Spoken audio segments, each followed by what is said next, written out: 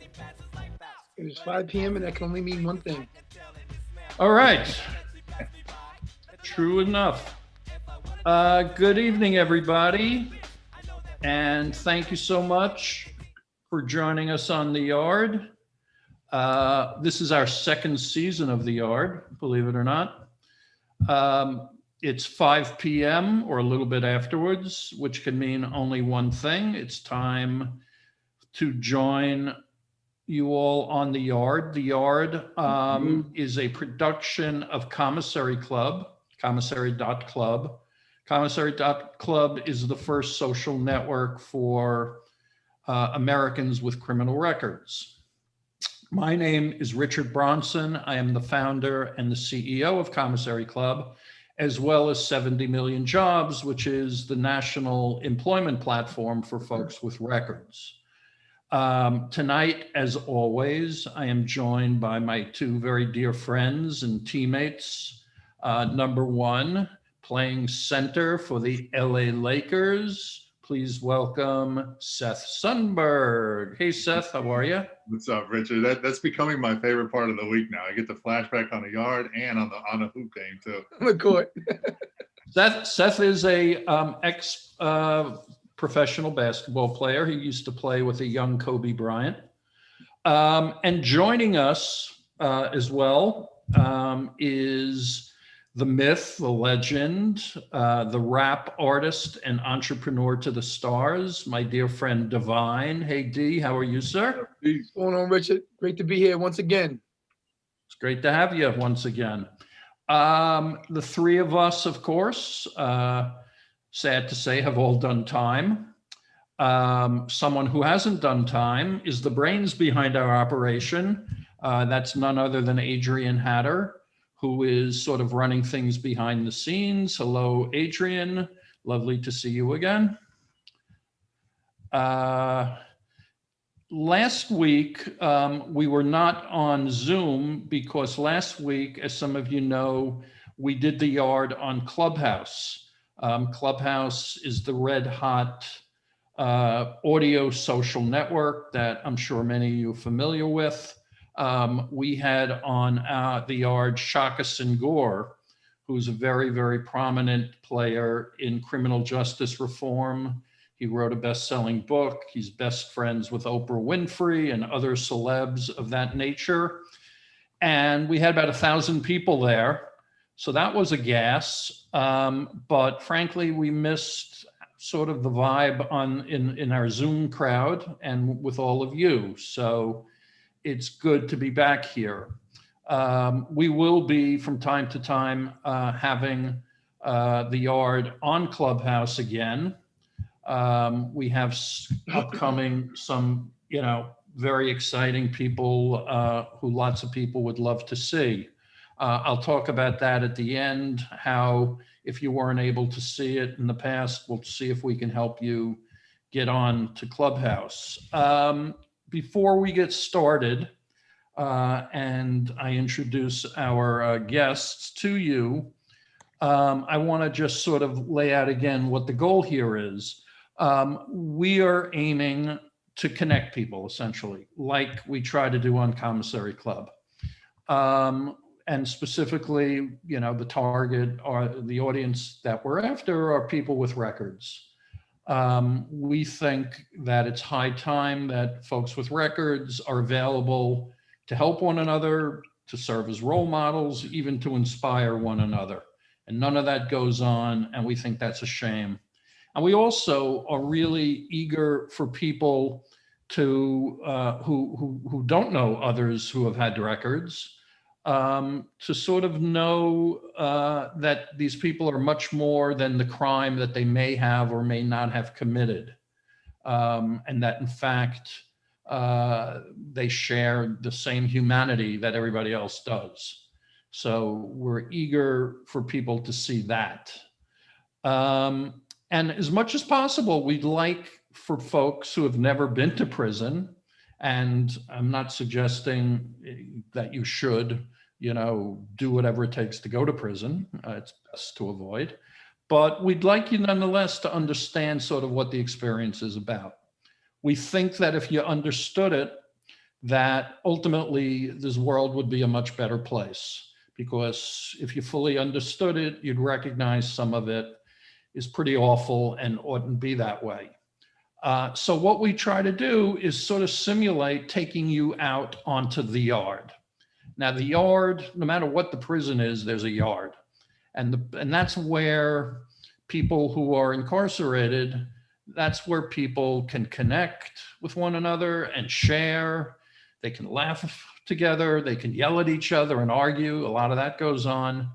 And sometimes there are opportunities to feel pretty sad too. Times that you feel like you want to cry, but you kind of avoid the impulse to cry, because out on the yard, crying is a sign of weakness, and weakness in prison is something that you want to avoid at all costs. We're going to, of course, encourage you to ask questions. Number one, there's a chat facility at the bottom of the screen, and please type in questions or points you'd like to share or insights that you have. And, we'll try to address them as we go along. Sometimes we'll ask a couple of people to actually join us in the yard if they'd like and join the conversation. Now, one thing I want to ask is, certainly how a person ended up in prison is important, and it's certainly important what happens to them when they leave prison.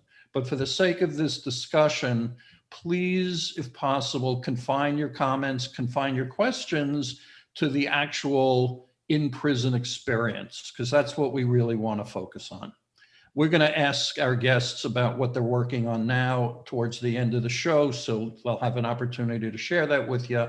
But we really want to focus about the in-prison experience. So we're going to do something that we've done every single episode of The Yard, and that's sort of to simulate and get us into the right space. So what I would ask everybody, first of all, is just to take a deep breath and let out their breath slowly. Now, if you wouldn't mind, trust me on this, please close your eyes. Close your eyes and just sort of, let your mind wander for a moment. And in your mind's eye, imagine, if you will, that, maybe it's last night, you were with your family or your friends or alone, and you had a couple of drinks, not a lot. You weren't drunk, but you had a couple of drinks. And for whatever reason, you needed to go somewhere. So you got behind the wheel of your car, your Range Rover, you hopped in, your BMW, whatever it is. And you're in your car and you're driving along and you have your phone by your side and you hear a beep because you just received a text message while you were driving. And, no big deal. That happens all the time. And like most times, you take a quick look over to see who sent you the text message. Is it something important? Whatever. You take a look. Except just at that moment that you turn to look at your phone, there were a couple of neighborhood kids started crossing the street. And it was dark and you didn't see them as they were crossing the street because, of course, you were looking down at the phone. And unfortunately, you banged into one of them. You hit somebody with your car. And you'll never forget that moment because, while everything was a blur then, there were sirens all of a sudden, there were police, there were flashing lights. But through the blur, you knew in your heart of hearts that somehow your life had just changed forever. That all of your hopes and your dreams and your plans in that moment were just destroyed. Because what's going to happen is your friends are going to abandon you, like almost literally overnight. And even family members, they're going to desert you. Because, of course, as far as the law is concerned, you were guilty of drunk driving. And one of those teenage kids that crossed the street just as you were harmlessly innocently looking down at your phone. Well, I'm sad to report that one of those girls died when you hit her. That's what happened. Now, let's continue imagining. It's 2 years later, and you just woke up from sleep. And you realize as you wake up, in that moment when you're just sort of becoming aware of where you are, you're lying in a cot, and you look to the front of your eyesight, and you see that there are bars on the door. And you notice that your head is within inches of a stainless steel toilet, which is also attached to a stainless steel sink. That's where you've been sleeping. And on the other side of you, there's someone else who's waking up just as you are, except this person is coughing and wheezing for air. And what goes through your mind is, holy shit, this person and I are breathing the same exact air. And you have this flash that this person, there's a good shot, has contracted the coronavirus. And that's whose air you've been breathing. And it all comes flooding back to you that you're in prison and that you're going to be there for the next 6 years. And that's a sad, sad kind of awareness to wake up to. But once a day, the prison gives you sort of a reprieve when they let you out onto the yard. This big, open, flat field. And out in the yard, if you want, you can toss around a football. You can go to what they call the weight pile, where you can work out. Or you can do what you've done the last year every day, and you're going to do for the next 6 years. You're going to walk over to the area where your friends that you've made in prison, well, that's where they hang out, and you're going to go hang out with them once again. And for you, for everybody there, these moments are very special, because if only for a few minutes that you're out on the yard, now you're not a number. Now you're not an animal. Once again, you can remember that you're a human being, just like you were before that night when your life spiraled so badly out of control. So now I'm going to ask you to open your eyes, come join us out on the yard. I got some people I'd like you to meet. First, we have got with us a gentleman that you're going to enjoy meeting. His name is Louis Conway Jr. 25 years ago, Louis thought he'd try his hand at drug dealing. His first deal, as I understand it, went south when somebody stole his stash. Louis tracked down this guy and he ended up killing him. Louis was able to plead down his... No, did I get that wrong? No, okay, I thought I heard something. Louis was able to plead down his case, and he ended up doing 8 years in prison and another 12 years on supervised release. Since then, he's been busy as a writer, a producer, a director, an editor, and lately he has been working as a political strategist with the ACLU, most notably working on probation and parole reform, some vitally important issues. And last but not least, let me please add that it also happens to be his birthday today. Oh, Louis, happy thanks so birthday. much for joining us, and Bless happy born, birthday. brother. Bless born, man. Thank you. Thank you Nachos. so Hey, we're much. doing nachos later, man, for your birthday. Yeah, nacho time.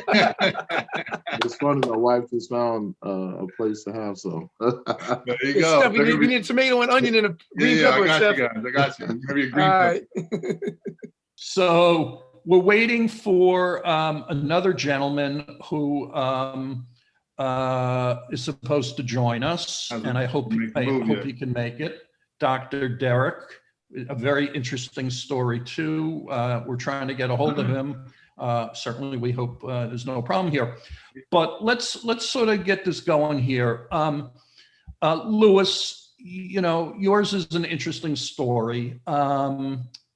We work, Divine, Seth and I, and Adrian and others we work with literally thousands of formerly incarcerated men and women, and we are constantly talking about, we notice that it's so common. People come out of prison, and while you might imagine that people come out of prison and the last thing they want to have anything to do with is prison or people who are in prison, they want to put that behind them. And yet the opposite is true. These folks feel a need to help and work with their brothers and sisters who are going through the criminal justice system. I mean, I guess that's what Seth and I and Divine and Adrian are doing too. My guess is that you never expected that you were going to end up yourself locked up. Is that true? And tell me, what was the first immediate impression when you took that one step from freedom to on the other side of the gate? What was going through your mind at that moment? First, let me say thank you, everyone, for all the birthday wishes. Thank you, Seth, Divine, and Richard for having me. Thank you, Adrian, for facilitating the conversation. Thank you all. All right, enough already. We're not that nice. No. Keep going. I work for the ACLU, so there's a oh yeah, right. You got to be nice. Anyway, what I remember most, so I spent 9 months in the county prior to actually going to prison because of the way the Texas prison system worked back then. There was an overcrowding situation. So I spent 9 months in the county before I caught the chain in prison. And the one thing that stood out to me the most, right? And this is funny because I think I've only told my wife this story. So, the rules are different in jail than in free world, and you really don't know that when it's your first time. So in the free world, I was used to I slept nude. Like, that's what I did. I slept in the nude. So when I got in my cell, when it was time to go to sleep, I got butt naked and I went to, I was in my cell. So I wake up in the morning and my cellie, he's got this weird look on his face. And he's looking at me really weird. And I'm like, last night everything was good. What's going on? And he's like, hey man, I know it's your first time and I know you told me you ain't never been locked up before, but there's certain things we gotta talk about, man. And I was thinking, oh no, here's a talk about the shanks, Right. We're gonna talk about how to, we're about to have this whole deep gangster talk, right? Right, or I'm your new husband. And he's like, bro, I've had several people stop by the cell and ask me about you. I was like, what? That's not right. He said, well, I woke up and you were sleeping on your stomach and you didn't have nothing on. And I don't know if you realize that you locked up, and you can't do that in here. And I think that was the first time I really realized that I was in a different world where things was not to like things that I took for granted in the free world. Something as simple as something that you never even think twice about was literally became a make or break situation had I not handled it a certain way. So how long did it take, man, to learn to wear Put your clothes on? Yeah, look at here. I showered in my underwear. Unfortunately, Richard didn't. Learn quick, yeah. Oh, turning on me so quickly, D. I don't think the air saw me naked again. From that point on. I had a similar situation related to nudity. I've been in nice gyms all over the world and health clubs and whatever, and they have lockers and a bench, and you sit down and you get undressed and you put a towel around yourself and you walk to the shower, right? Now you guys are going to go, no, you don't do that. No, that's what you do. And I did that in prison. And when I came back, I had a couple of guys came over like, we need to have a talk. And well, I just took a shower. You're not going to tell me I smell, right? I know that. And they said, you don't do that in prison, you know, and I'd never been to prison. I didn't know that. They go, so I go, well, how are you supposed to do it? We liked what we saw, so we just wanted to do right. It's not a question of taste here, but they said, I go, what am I supposed to do? You know, and they go, you go dressed into the shower, you bring the towel, you close the shower curtain, you get undressed, you take a shower, you dry yourself off, you get dressed again, and then you walk out. And that's the only way to do it. And I go, what, are you kidding? That's ridiculous. But that's one of the rules. What else did you learn that was surprising? So again, you know, I was kind of brand new to the importance of soap operas. I really had no clue how attached people were to soap operas. I grew up with two sisters. Do you remember? No, I hated them because I grew up with two sisters and a mother, and the soap operas is what kept me from the cartoons. So I hated soap operas. And then I go to prison, and it's these big cock diesel dudes literally having knockdown, drag out arguments about Young and the Restless and General Hospital. And it was hard for me to take it serious. I was like, are you serious, dude? Like, are y'all really about to fight about soap operas, really?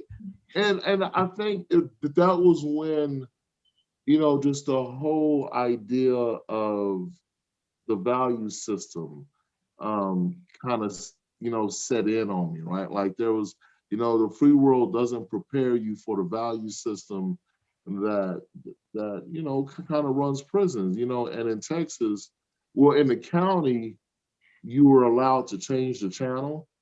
And that was my first introduction to power in a very visceral sense. Like, could you explain what that means? I know where you're going. Where's the power play in here? So, you know, in the free world, you really know that there's segregation, and you know that there's a power structure in place, but it's kind of invisible, right? It doesn't play itself out the same way as it does in prison. And so in prison, whoever has control of the TV is who has control over that pod. And so it's a very strategic, you know, it's almost like seeing someone challenge the throne by going and touch that TV if they're not the ones who control that TV, right? And from the outside looking in, you have no clue. You think it's just the TV. Yeah. And it's just the TV. And it's something so unimportant to you either way. Yeah. It's something that, and because in the free world, it was something that you walk by every day, or that, you know, but in prison, it becomes that artifact of power. Yeah. It becomes that thing that which, you know, lines are drawn, and sometimes it's, you know, it determines whether or not a riot is going to happen. And then in prison, it kind of changes because you don't have access to it, and they have to do a channel check, right? And then a cop has to come in there and change the channel. But even then, it becomes a power move because whoever's on the bench determines what channel it's on. And, you know, there's a lot of politics around innocuous items in the free world that all of a sudden in prison carry this crazy currency that, you know, there's a crazy value attached to it in prison. Yeah. So, you know, I just want to, Seth, while it's up here, Angela, who's joining us. Hi, Angela. She said, this is a great line: the remote replaces the GAT. And a GAT, of course, is a gun. In other words, the remote is an item of power to execute, to wield control.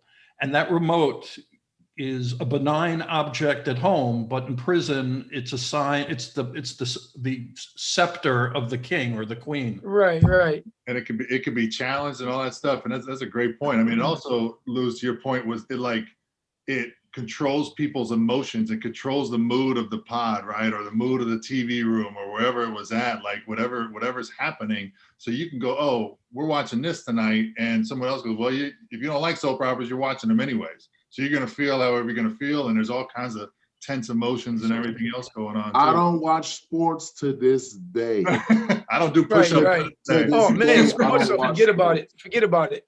Dee, what was your favorite TV show? Yo, honestly, I never really indulged in TV like that because one, because of that, and two, because my focus is all about like self-development. So for me, TV was a distraction. Yeah, there's guys, when people find it as entertainment and escapism, I found it as a distraction away from me just bettering myself. And like, I just became a model inmate. That was my whole focus. I wanted to get out as soon as possible. So I kind of focused on all that, you know? Look, I was a nerd going into prison. So I got locked up in 92. The first time I was on the internet was 84. Right? Wow. I was on the internet. I was hacking, on an Apple IIc. Wow, you have a coder. Even before I went to prison. So I went to prison with a certain skill set and a certain mindset. So TV was never really like, I didn't watch TV. I watched MTV in the free world, right? But that was it. So when I went to prison, the day I stopped watching sports, I think it was the 6th game of the Houston Rockets and the Knicks when OJ decided to go on a chase. I was in Deville, Texas. Good TV. I'm telling you, like, that was the day that I stopped watching sports. I tell people all the time, and they ask me, who's your favorite? I said, man, Hostetler. I stopped watching sports when Hostetler was on the starting roster. So let me ask you, Louis. You said you came into prison, you were a computer nerd, you were new to the drug trade, so this was not the reality. And I learned the drug trade in college. I got introduced to the first time I saw crack cooked was in my dorm room. Wow. Well, so you actually did learn in college. That's physics and chemistry. My question is this: you're a big guy. You look formidable. When you got into prison, did you feel like you had to assume that persona to say, I'm a big tough motherfucker? You don't know what I was in the past has nothing to do with what I need to be now. So I struggled, right? So I've been big all of my life, and my mother used to always inculcate me as a child that I wasn't allowed to fight because I was going to lose even if I won, right? Because whoever I was going to fight was smaller than me.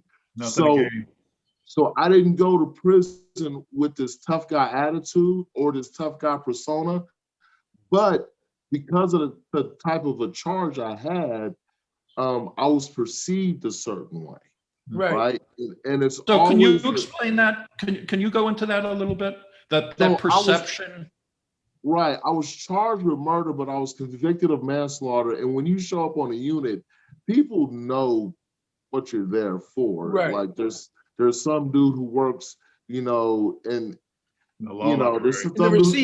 somebody who works in transport, who's seen your paperwork, they gonna tell the people, right? So when you show up on the unit, they know who's there for what. Being big all of my life, I never presented myself as a bully.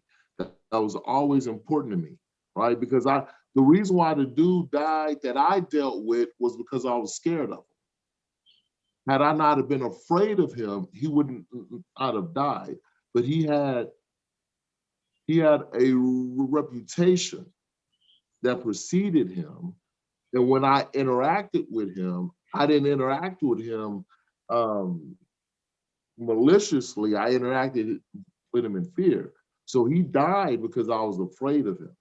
So when I went to prison, I had to be very careful that I walked a certain way and I presented a certain way that was not weak, but was also not threatening. And the challenge is there's always a little dude. Always. Always a It's little always dude. the little guys. Huh? Napoleon. Always the smallest dude. Like, and I was the kind of person that I read so many, I used to read the dictionary. Like that's what I used to do. Guilty. So I was minding, I didn't want no trouble. Like I want no trouble. And it was always the smallest dude would, you know, would I would end Biggest up attitude.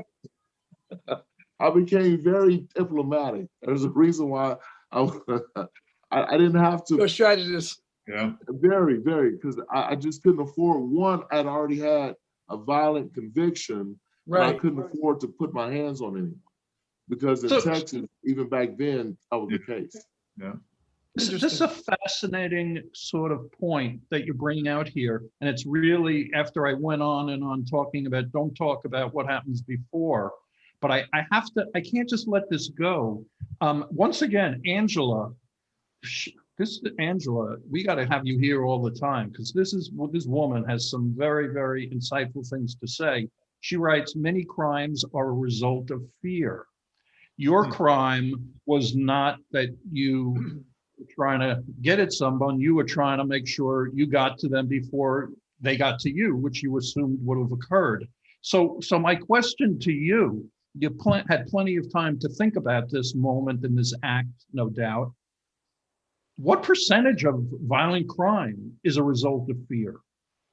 How often is it people who are striking before they get struck and who really don't want to be doing it?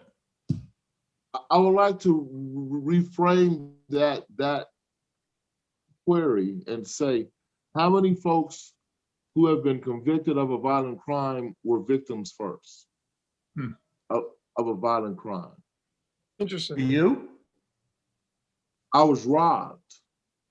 Okay. Right? That's what led to my encounter with him. Had I not been robbed, I would have never had an encounter with him. Right. Right? So I learned violence because I had violence Perpetrated against impacted on it imparted upon me. Right? So to answer your question, you know, I am want to say that the bulk of the folks who are currently incarcerated for a violence-related conviction, the result of that violence-related conviction is either trauma-based or they were the victim of a crime that led to them responding in a way that resulted in a violent act. Wow. Wow. Interesting. Okay, but to play devil's advocate here, Lewis, had you not been occupied in the drug trade, you wouldn't have been robbed, right? Yes, that fact is true, but even prior to that, I had been falsely accused of harming someone. So when that happened, I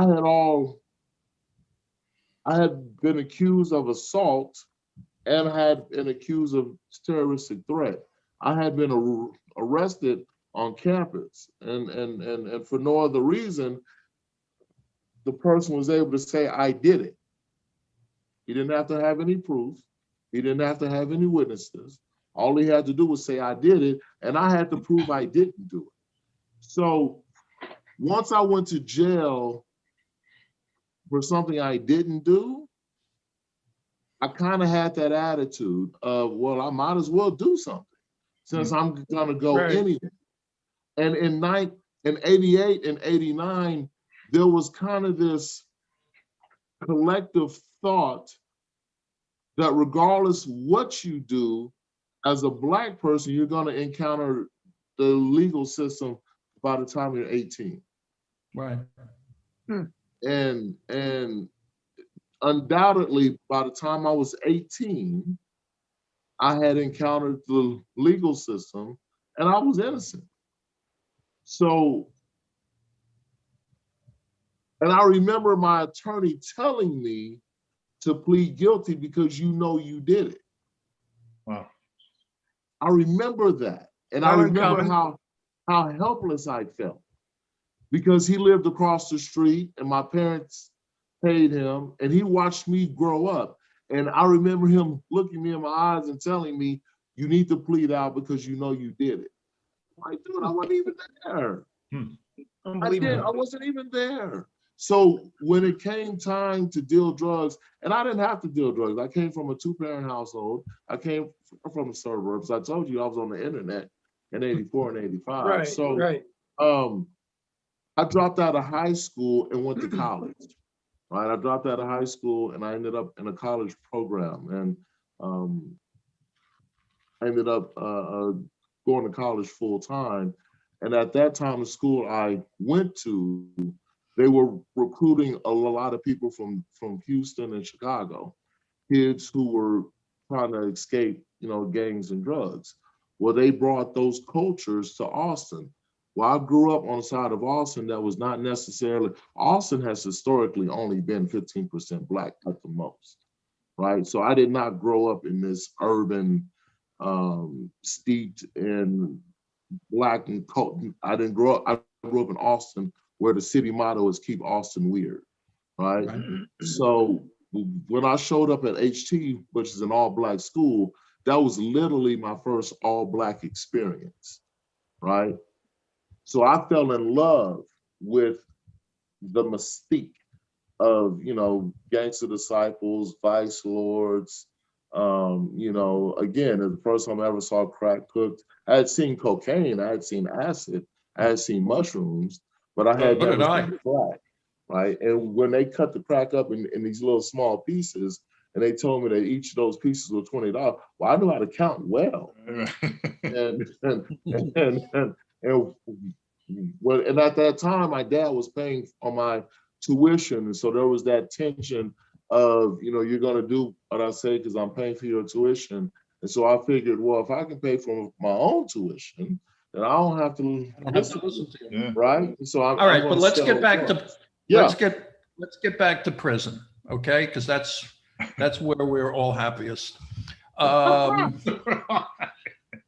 We're back in prison, and by the way, Joe Page also lived in Austin for 8 years. She loves Austin as well. So, a big shout out to Austin, the other Texas. Yes, shout out to all y'all that are from Texas and lived in Texas. Yeah. All right. So you're in. Can you tell people the difference between county and where did you do state time or federal? I did state time. Can you explain the difference? People frequently conflate jail and prison. They don't realize they're two very, very different things. What are you laughing at, Divine? Send me to jail. No, I hated jail. Send me to prison. I don't prison. Agree. Yes, I want to go to. I hated jail. Send me to prison any day. Yeah, I hated jail. The difference between, I don't mean the difference, technically the difference, but what is the difference in living circumstances between the two? The domain is the culture. One is permanent and the other one is transient, right? And so in the county, there's a culture of, I'm going to make bond.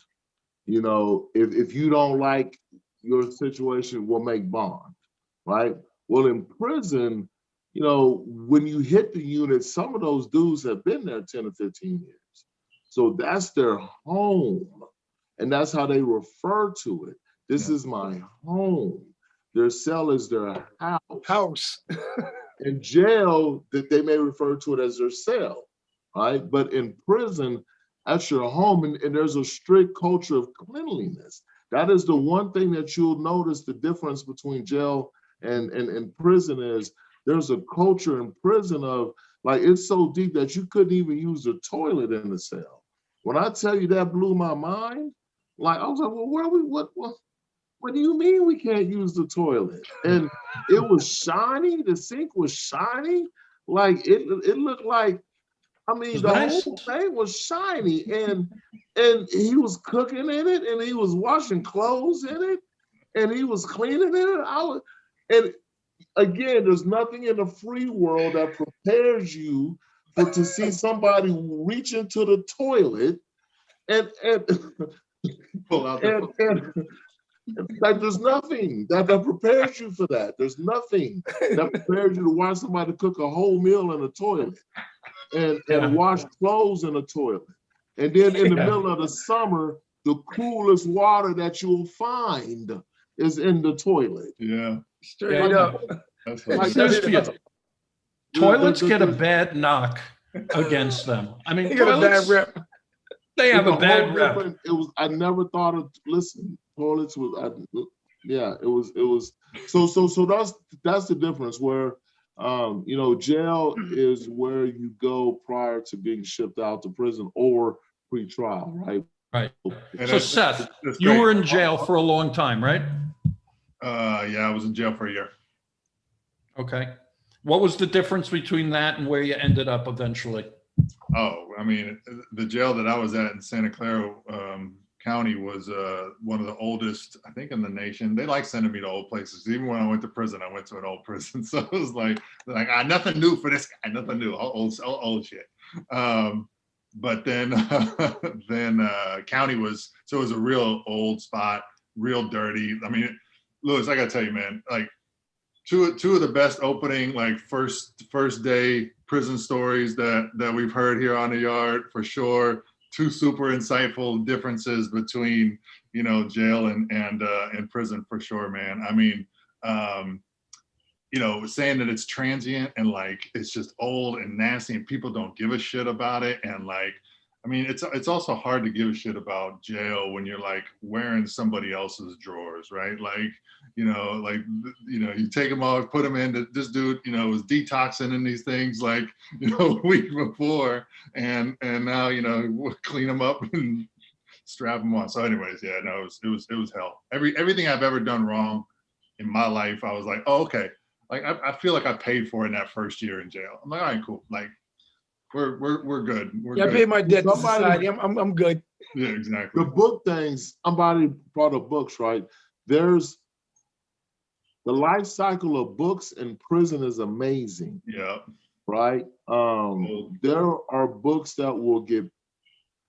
Like the life cycle of books is just simply amazing. What did you have a favorite genre or author? Like, John Grisham's huge, right? Like all of those. I went through phases. Everybody read him, man. Come on. I went through phases. It began with the long arm, and then you go into the John Grishams, and then the Tom Clancy's, right? Yep, exactly. There you go.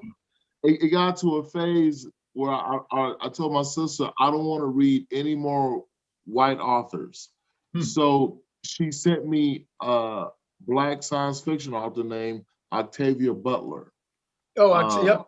No. And I became very, very adamant about only reading Black science fiction. Right. And so I became, I was already a Isaac Asimov, and I was always into science fiction prior. But after, you read just so much, the Tom Clancy's and what was the other one? The John Grishams and all of the Stephen Kings. Yeah. Were you, Shaka Senghor last week told us how he became politicized, yes, and through his voracious reading, and he discovered religion. And it was a spiritual journey for him too, and where he, became involved with the Muslim faith. Did you go through any of that? So I grew up a son of a pastor. My dad started pastoring churches, back when I was about 5 years old. I was actually ordained to preach as a minister in between my bond, while I was on bond before I went to prison. I was baptized as a Mormon in 15. But when I went to prison, there was a guy named Khalil. And, the first 2 or 3 months in prison was like a whirlwind. And I remember this guy over in his cubicle he was standing up and bending down and standing up and bending down. And I noticed that the cops showed him a certain amount of respect You know, all of the prisoners showed him a certain amount of respect, and he just had this aura of peace about him. And at that time, I was still dealing with the fact that I had killed someone, right? And I watched him, and I was like, I want what he's got. And I went and asked him, I was like, man, what are you? Like, what are you? And he's like, what do you mean? I was like, man, you, like, you know, the cops respect you, we respect you, and you doing this up and standing up and down thing, and I don't know what that is, but, and he's like, I'm Muslim. Now, I was introduced to 25% Muslims, and I knew about, you know, the FOI and all of that. I was like, I ain't never met no Muslim like you. Like, I don't, what kind of Muslim are you? And that was when I was introduced to Al-Islam. And so I took my Shahada in 93, 94. Salam And alaikum. it's peace and blessings. Assalamu alaikum wa rahmatullahi wa barakatuh. But Islam became the guardrails in which I was able to see my future within a framework of prison, right? Because I was determined to be a lone wolf in prison. I was determined. I wasn't going to join no gangs. I was from Austin, and Austin is weird anyway in terms of like cities. So I couldn't fit in with Dallas or Houston or Fort Worth. So I was determined to be a lone wolf. But Islam gave me a sense of peace.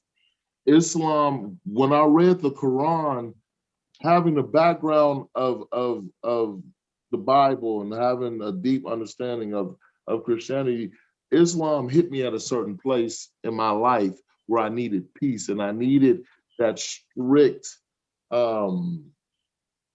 every day praying 5 times a day. I needed the talim.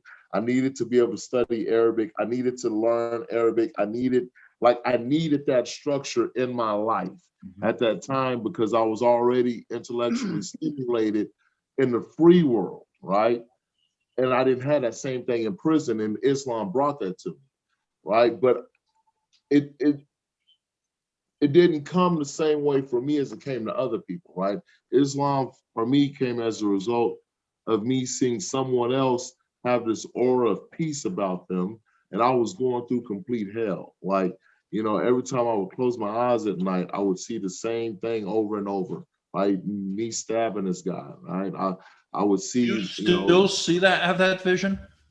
No, that stopped then, right? You know, like I can honestly say like 93, probably Marchish.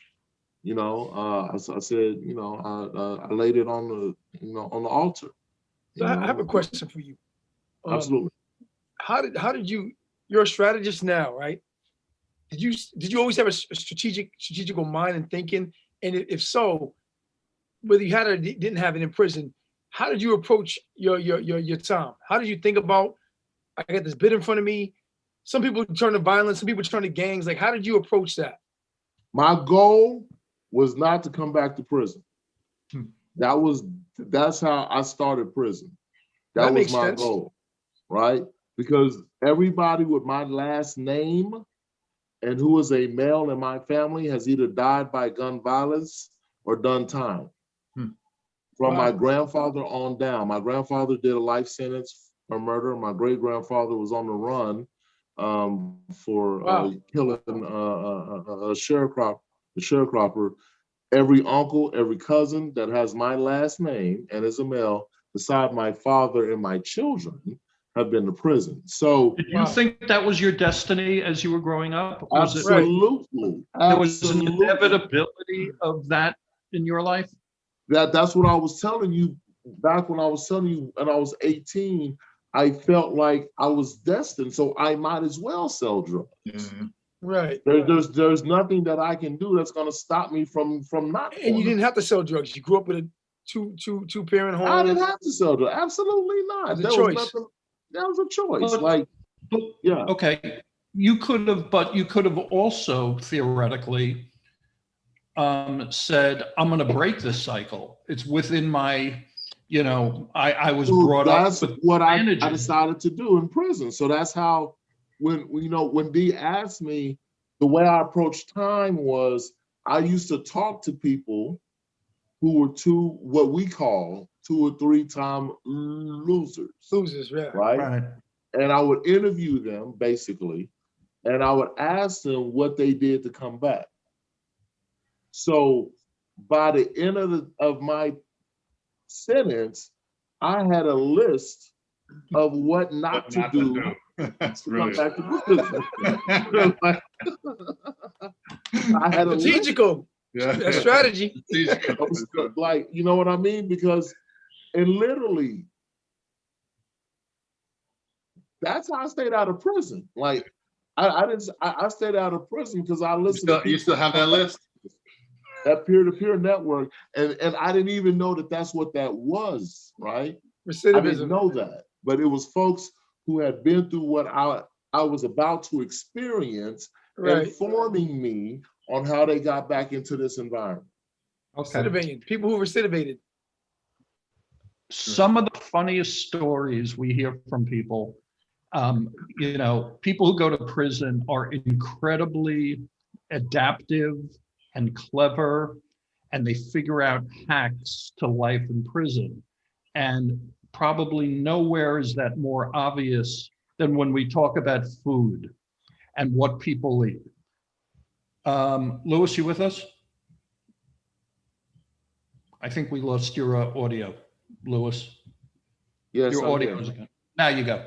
Food in prison. I mean, Seth tells a story. He was working in the kitchen. He opened the refrigerator he had to get a box of chicken parts that was for dinner. And he noticed there was a label on the box that said, "Not for human consumption." That was what Seth discovered when he was working in the kitchen. So food in prison is generally not that good. It's fair to say. Some people come up with incredible responses to that because food isn't still important to them. What were you eating in prison? Were you one of these guys who went to the cafeteria no matter what, or did you have alternatives? I was a food service clerk. Oh, yeah. Oh, perfect. So You had I was access. the You had one- access. I was the one that designed the menu for the unit. I was the one that ordered the food. And again, in Texas is that old convict system where the prisoners ran the system. So, and plus I was a nerd, with the computers. That just made the job easy for them. So I worked in the office. I was the one who was responsible for ordering the food, setting the menu. When they called lockdown, you knew we were going on lockdown when you heard Conway P55 report to food service at 2:00 in the morning. When you heard that, you knew we were going on lockdown. If they were calling Conway to food service, you knew something was happening. So I kind of was oriented to different. In the beginning, of course, when I first hit the unit, it was peanut butter and oatmeal and graham crackers. That's how you stay alive. Kat told me, the first thing you buy for commissary is a loaf of peanut butter and a loaf of bread and a jar. Yeah. That's the first thing you buy. Don't buy nothing else. I thought I'd get sick of peanut butter and jelly, but I still to this day love it. I still eat it. I can't do a It push-up. never disappoints you. It never It's like a good disappoints. dog. Consistently delicious. It is. You get what you pay for. Exactly. And I answered Sid's question right quick. Sid asked, what do I think needs to change? And for me, I think realizing that there was a cycle in the first place. Yep. A lot of that was hidden from me. I didn't know that there was 100 years of incarceration in my DNA. And I think once I found that out, I became very oriented to breaking that cycle. So what I've done with my children is I've made sure that they are aware of my past. And I've made sure that they have seen me transform from who I was. And though I was not, I was never I didn't go to juvenile. I didn't go to, I was not this kid who was in and out of trouble. I hung out, I listened to Metallica riding around in a Vega in 1986, headbanging at a Merlin bong, riding around Austin. So I was not, we weren't trouble, we were troublemakers, but we weren't criminals in that sense, right? What became important for me was addressing the systemic challenges that made me believe I didn't have a choice. And one of the things that made me believe I didn't have a choice was, you know, even at 18 or 19, no one would hire me because I was big and I was Black. I was obviously capable of doing it, but I didn't have access. And so I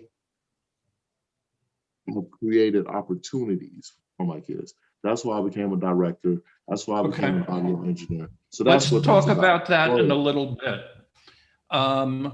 When you got to prison, you know, and I sort of touched upon it, is big guy.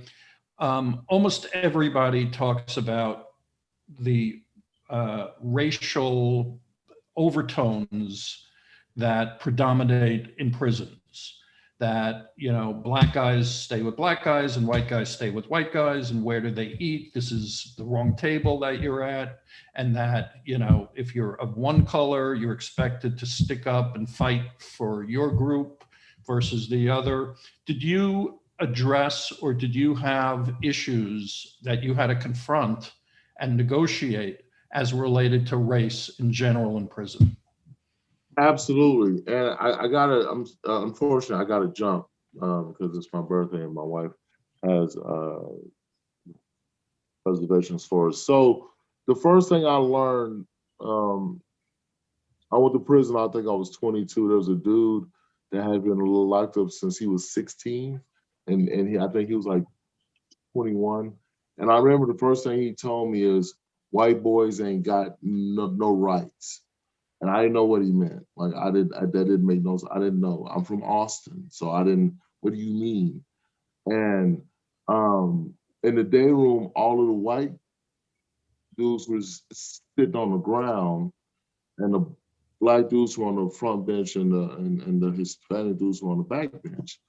And I was like, what the hell? Like, I didn't get it. I didn't understand it.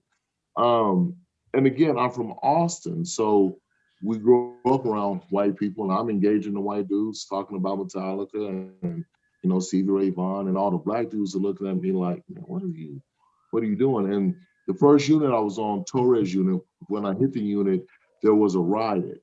My cellmate was a Latino, and me and him were like cool as hell. So when the riot jumped off, I didn't know I was supposed to fight the Mexicans because I was Black. I didn't know that. I didn't have no problem with them, so I caught the wall. I'm standing on the wall like, ooh, ooh, ooh, right? And I didn't know that I was supposed to be mad at the Mexicans because I was Black, because my cellmate was Mexican, and I didn't know. So I got back to the cell and I was like, are we mad at each other? Did something happen? Are you mad at me? Did something happen? And he was like, nah, man, it was something, it was over a fucking piece of cake. But anyway, that's another story. Yeah. So I didn't understand, I was always in the middle of it because I refused to choose sides based on race. I had Black friends, I had Mexican friends, I had white friends. Again, I grew up in a neighborhood where there were 3 Black families.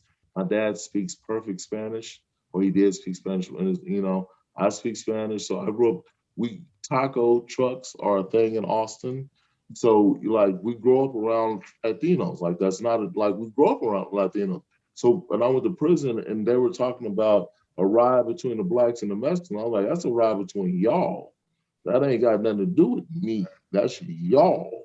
And I had to deal with some heat, you know. Because in prison with racial tension amongst different groups, man, it always involves you, whether it doesn't or not. The technicality is you're involved.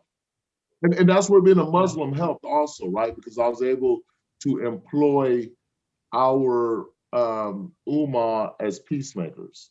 I was Right. able to employ the Umar as a way to kind of be, that thing that allowed us, Mediator. the mediator. And because Right. I was the coordinator, that allowed me to play this role, right? Right. So yeah, anyway. All right. Lewis, you have to Yes. get out of here. We I have to understand. get out of here. Thank y'all so much. Thank you, Thank you Lewis. for joining us on your It's been a blessing, birthday. brother. Awesome. Happy and healthy and safe birthday. We definitely have to bring you back. I'm available. you Y'all always- find me Louis Conway Jr. I'm not on Facebook Live, but I am on Twitter or LinkedIn. Richard, Seth, thank y'all so much. Thank you for joining us. We'll put up your handles so people can write that down if they want to connect with you. But thank It's you for my joining name. us. Yeah, man. And what are you Thank you having for all. dinner? Where are you going? Sushi, baby? Is it? Huh? Baby, is it sushi? Is it sushi or? Sushi. Sushi. I think it's sushi or nachos. I think she found some Asian nachos or something. Asian sushi Fusion. nachos. Some That fusion sounds sushi good ball. to me. Sounds like a Enjoy your prison meal. dinner. All right, I appreciate you. Happy birthday, Louis. Take Thank you. care. Happy birthday. Well. Enjoy yourself. Have a great night. All right. The conversation continues here on the yard Always. because what happens in prison, which is a very weird sort of phenomenon that one doesn't experience in life, is you have these people you're living with that you become enormously close to, and they're part of your everyday life. And then one day they say goodbye and they're gone completely. And it's like they never ever existed.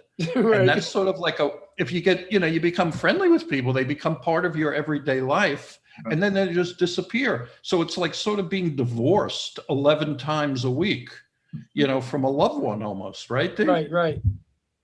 Good way to put it. People go home, people get released early, people get moved to other prisons. Yeah. Did you are there people that you were friendly with in prison, D, that you've remained friendly, or is that sort of in your past? Oh, believe it or not, absolutely. No, absolutely. Like this brothers that I connected with at such a strong level. Like one brother I connected with out of Brooklyn. He went home like a year before me. He was in Brooklyn. He came to Rhode Island. He grabbed my son, took my son out, got him tennis shoes, like a couple of years before I was even coming home. So I definitely built like strong relationships that to this day are still solid relationships. And I met some of the greatest individuals in prison, even more so than people that I grew up with that knew me all my life, right? That I grew up with, friends that abandoned me when I went to prison, mistreated me or disrespected me in some form or fashion. And I built this whole new life with people that have been incarcerated. I was going to ask Lewis about this, exactly what you just said. For me, I mean, going to prison is certainly nothing, that I suggest anyone go through if they can avoid it. And, there's a lot about it that's awful. But one of the things that I found most heartbreaking about the experience is how certain, what I thought were dear friends, how utterly and completely they let me down, how they completely deserted me at the time that I most needed them. Did you go through that, Seth? Did you have that experience? Yeah, I mean, definitely. It also highlighted the people that are on the other side of that for me too, right? That they're like with you no matter what kind of shit you're in and all of that too. So I mean, and I think it's great. I mean, there's people that I talk to now that wouldn't talk to me at all, while I was down, and I know where they stand, and it's cool, and I get it. How can you accept that though? Why would you talk to them if they so utterly left you for dead, basically? It's not my journey. It's their journey. Like I was never exposed to the prison system before I went to the prison. Like, and they, and I had to learn how to handle it like in a flash pan, right? Like, okay, you're in it now, you figure it out. And other people don't get that. They're like, oh, how I handle it is I don't want to handle it. Like I'm, whatever it is. And I'm disconnecting from the whole thing. Are you? Maybe I misunderstood. Did you say that you have people who were your friends, they disappeared when you went to prison, but now you're out, they want to become once again friends with you? Is that what you mean? You didn't misunderstand it. Absolutely right. Yeah. Yeah, I couldn't do I it. would look upon that as a terrible betrayal when I most needed them. And every Agreed. time I'd look at them, I would only see disappointment. I think it's a blessing because I know who I go to war with and who I don't. And you know, the people that, you know, and to you guys' point about the bond that's created, like I didn't do time with one guy, but like we went to halfway house at the same time, and you know how prison is. It's like the basketball realm, right? You go, oh, this dude was on this yard, and this dude was over here, and this dude knows so and so, and yada yada yada. And so we get to the halfway house at the same time, and this guy knows a lot of the same people. And that was 6 years ago, and he's one of my best friends, you know, today. So it's like, you know, stuff that just you go through shit and you create a bond, but you also know like who you don't, you know, who's not gonna go shit with you, you know, through shit with you. I honestly, I hardly deal with anybody from my past at all that I grew up with, that I knew in the game. Yeah. Done. Over. Yeah. You know, it's interesting. We have a bunch of people in our audience who have been in prison and have very strong opinions about what we're talking about. And some of them, their attitude is, excuse me if I'm offending anybody, but their attitude is fuck them. You know, they weren't your friends. They proved it, and their loss. Exactly. And fuck them. Which is sort of the way I look at it. You know, and others are more like you, I think, Seth. That you know they were just not prepared. It wasn't their choice to go to prison. They couldn't deal with it, but they love you, and they want to, you know. Or maybe they don't, and that's fine too. Shit, I don't know. Man, that's a hard one, bro. Yeah. What about I family? What's that? What about family? Did you have family that deserted you, or Absolutely, you know, disappointed you? Yeah, absolutely. Some of my family I still haven't talked to. They're still, you know, Really? yeah.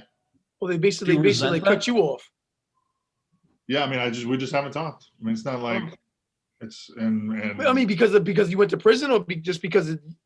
I mean, we talked before prison, and now. Right, okay, got it. Yeah, say no more. The silent treatment. Oh, I get it. I'm not the smartest. Speaks volumes, right? The silent treatment speaks volumes. Yeah, exactly.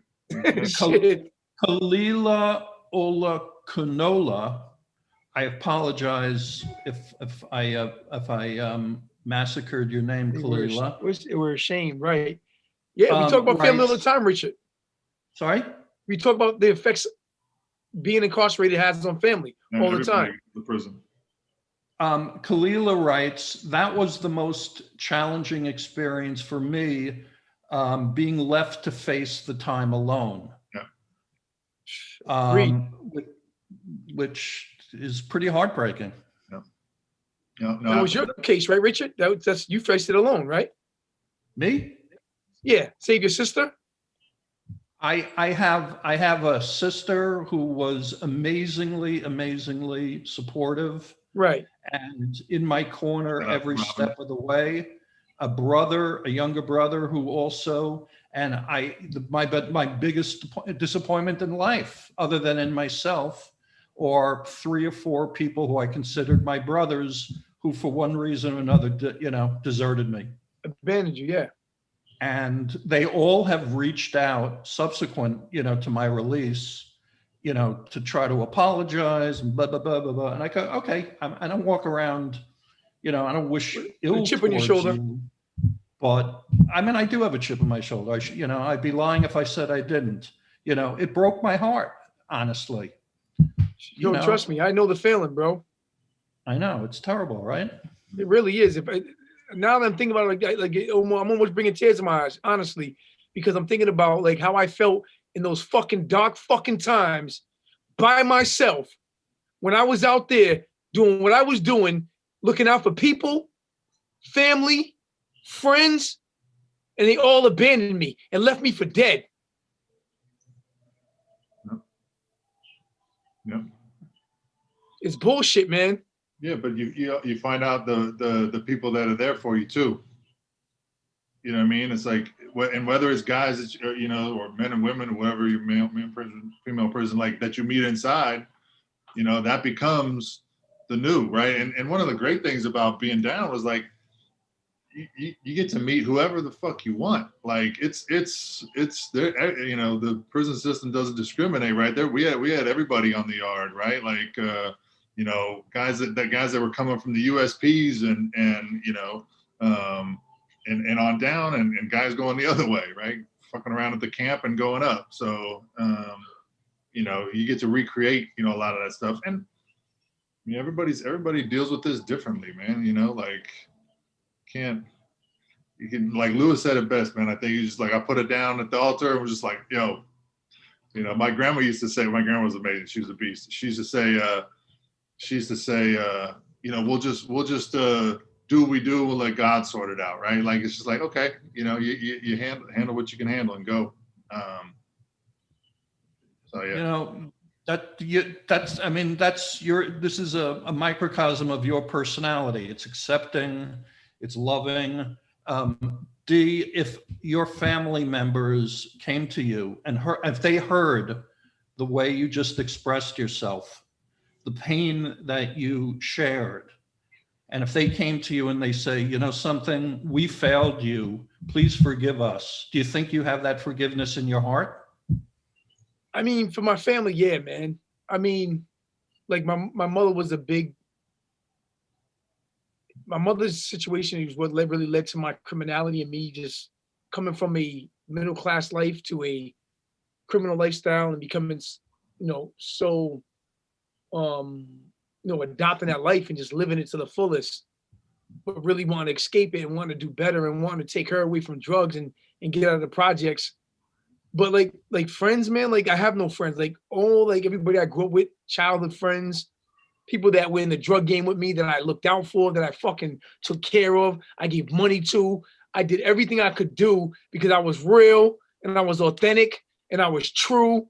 And, you know, we're in the streets together, we're in a struggle together. Like all them, man, they could never ever come at me. You know what I'm saying? And now that they see me doing what I'm doing now, change my life around, excelled, elevated my life. Oh, they try to hit me up on you know, on Facebook, this, that, and the third. Like, but not apologetically, just more, oh, yeah, I see you doing your thing. Like, I don't need your support. I don't need none of that. You know what I'm saying? Save my mother. Everybody else can go fuck themselves, man. That's how I feel. Part of my language. That's how I feel, man.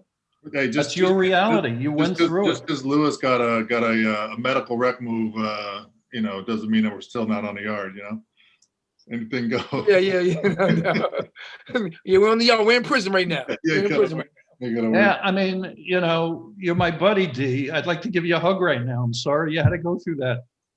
Yeah, man, I didn't expect like that though to trigger all that, but like that's just how that's just real, man. That's like being real. Like this is the yard, man. We're real, we're authentic. We're the realest and rawest prison talk on the fucking internet, man. You know what I'm saying? And we're unique in that way. We bring the realness, and it's real shit we deal with, man. People don't understand. Like, they just think, oh, you went to prison, the laws of this, and then, like, yo, I went to prison at 19 years old. The judge told me when he sentenced me, consider it like going away to college. Like, I'm like, you fucking serious? Going away to college? Like, this ain't no college I know of. Like, come on, man. I had a 3-year-old son at 16. I'm 19 going to prison. My son's 3 years old. Like, that's like I worked and struggled for 12 cents an hour and made it to Unicorn to make $100 a month to live and survive of that, because nobody in the streets, of all the money I gave them, hundreds of thousands of dollars that I had in the streets, people owed me, whatever it was, they didn't send me a dime. So I had to live off $100 a month. And I sent half of that home to my son. I sent half of that home to my son. Like I'm eating ramen noodles for 7 years of my life. You know what I mean? I hear you. And I was lucky I to went do through that too. All the favors, all the help, all the good times, you know, when you need it. All right, let's not dwell on this, because we're all doing things, you know, that are positive, and, you know, success is the best revenge. Right? Gotta agree. I want to do something that we do every week, and I'm definitely in the mood for it right now. And it's what I call my rant. Like Divine, there are things that piss me off to no end, and I just want to share something that's been on my mind this week, particularly. And by my expressing it, you know, it'll help me a little bit letting it go, maybe. In the past, I've spoken about our bail system, and anybody who knows anything about criminal justice knows where I'm going with this. There's a presumption of innocence that's very basic tenet about our country. The concept that you're innocent until proven guilty. Unfortunately, that concept of innocence until proven guilty does not apply at all for those people who can't afford to make bail and instead are left to rot away essentially in jail while they're awaiting their court date. In my case, I had a federal case, and federal cases are almost always pled out. That means that rather than run the risk of going to trial where I'd have to prove my innocence, which I wasn't, but in trial, a overzealous assistant U.S. attorney for a federal case trying to make his or her bones is going to push the judge for the most incredibly harsh sentence just so they can have that on their record. Now, a person could either face that or they will admit their guilt, whether they're guilty or not, in order to accept a much lighter sentence. There are many people who, however, are in the criminal justice system, and for whatever reason, they insist on having their day in court. Now, in order for the court and the government to feel comfortable that the person charged will actually show up for their day in court, they demand that there is a cash bail or other assets are put up as collateral to ensure that they're going to show up in court. In my case, I didn't have a penny to my name. So my sister put up collateral for my bail so I could be out, and she put up her home. And the court knew that I was not about to jeopardize her home, that I would not disappear. And that's in fact the case. But many people don't have the means. They don't have a sister with a house, or they don't have the means to make bail. Disproportionately, from a statistical point of view, these are people of color. And as a result, then they stay locked up as if they had already been found guilty, when in fact that had never, ever occurred until they have their day in court. Sometimes that can take years before they have their day in court. So they're sitting in a jail, a place like Rikers Island, where I was, which is unimaginably a bad place. The New York Times, not too long ago, came out with some statistics that really is what got me so angry, that in fact, 98% of the people that are out prior to their trial with or without bail, 98% of them stay out of trouble. And 99% of them will actually show up in court. In other words, there's almost no risk whatsoever about letting people out until it's time for their trial. The presumption of guilt, rather than the presumption of innocence, flies in the face of the Constitution and pretty much everything I think we as a country stand for, theoretically. And keep in mind, for the past year, our jails and prisons have been virtual petri dishes of coronavirus.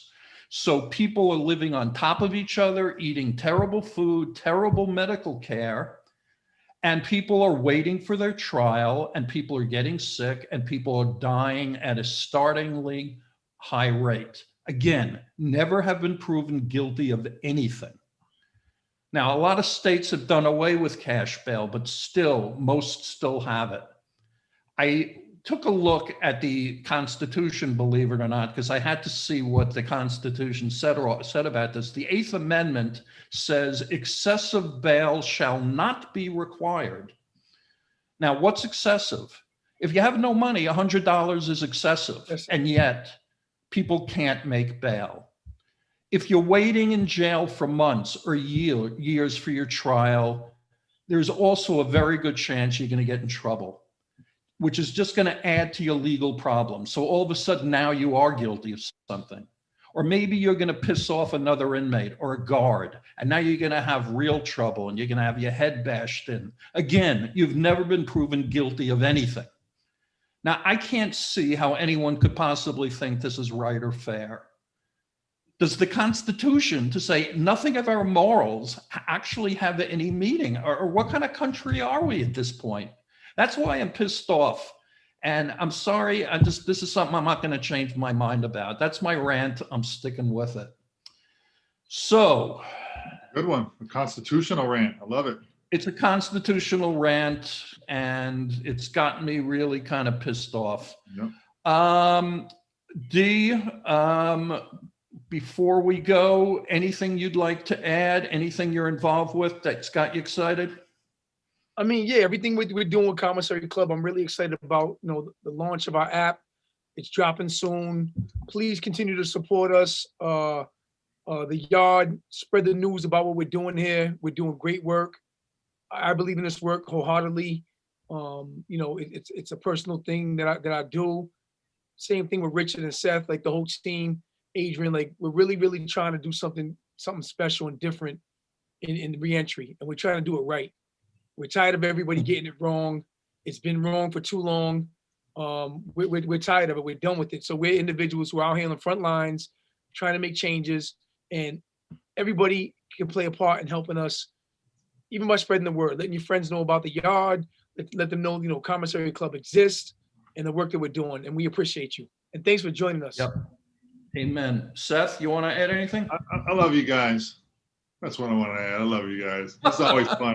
We love you too, and we love the audience as well. We love you, Seth, and we love everybody who's hanging out here. Absolutely. So let me, with that love, let me thank you all for joining us tonight. Over the next month, as I've mentioned before, we have some incredible guests coming up. We've got Miss Alice Johnson, the very famous drug dealing grandmother who was pardoned by President Trump, Pulitzer Prize winning podcaster for Ear Hustle, Earlonne Woods is joining us. And what I'm really excited, the original OG, the biggest and baddest drug dealer in Los Angeles, Freeway Rick Ross, is going to be joining us. Yeah, we're going to be doing some more events on Clubhouse. If in fact we have an event that you hear about that you'd like to be involved with, and you need an invitation to join Clubhouse, let Adrian know. We have a bunch of them. We may be able to help you. Clubhouse requires that currently you have an iPhone, but they're adding a Android also over the next couple of weeks. So you'll be able to join us there. We, as Divine mentioned, we're coming out with a brand new mobile app for Commissary Club. And I've seen it and it looks really amazing. And I think it's going to be a huge thing for us. So please, when you hear about it, download it, let us know what you think. We have a crowdfunding campaign that's going on Republic right now. If you believe in the work we're doing, plus you would like to see a terrific return on your investment, I have a long history of making my partners lots of money, and I think we're going to do it here too. Check out Commissary Club on Republic, and please follow us. When I'm done talking, there'll be a slide that'll have our ways that you can get a hold of me and Seth and Adrian. Please do. Tell your friends about the yard. We are thrilled and humbled to have a chance to work with the people that we do. Many of them are nothing short of heroes, truly. We've all made mistakes. God knows I have. Who hasn't? You know, let's help one another, particularly the people who have gotten into trouble. Let's be there for one another. Let's celebrate what we do have in common. We're all human beings and we need each other. So thanks a lot, folks. Really appreciate seeing you. See you next week. One last thing before we go. I want to say special shout out to Todd Floyd from Udacity for joining us tonight. I see you, my brother. Looking forward to our conversations. And all of our other friends. Everybody have a good night. Be Boom. safe. See y'all. Recount. Take care, everybody. Recount.